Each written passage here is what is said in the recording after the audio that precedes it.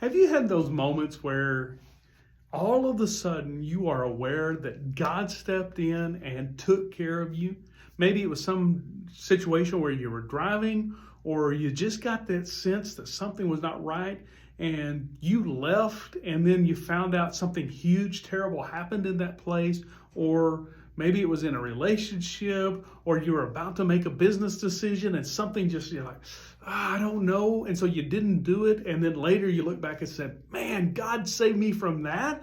Or you'd prayed and prayed and prayed for something, and you were frustrated because you didn't get what you asked for. And you look back now and go, wow, God saved me from that. In our reading of our journey through the Bible, this is day 22, and we're just reading a couple of chapters.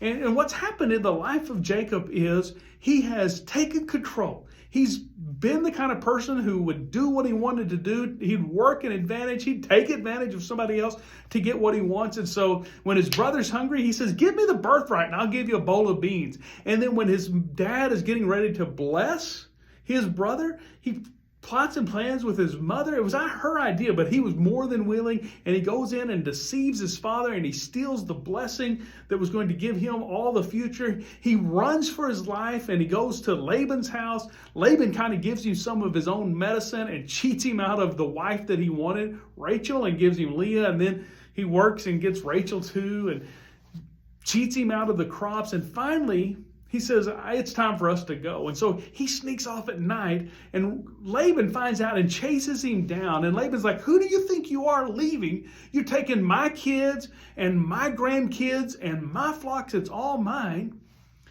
And Jacob says, wait a second.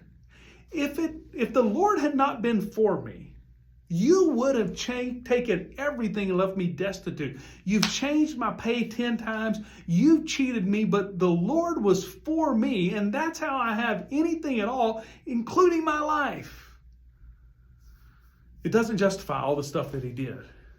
But what a great truth and confidence that says, I am not living my life, and you're not living your life on your own.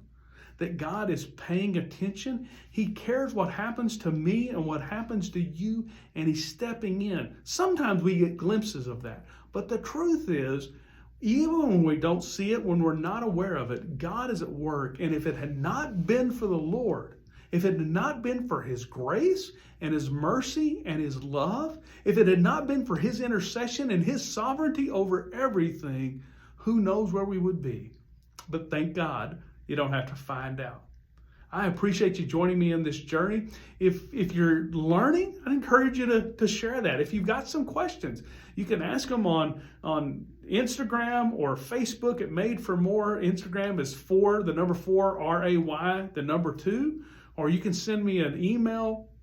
However, I'd love to talk to you about this.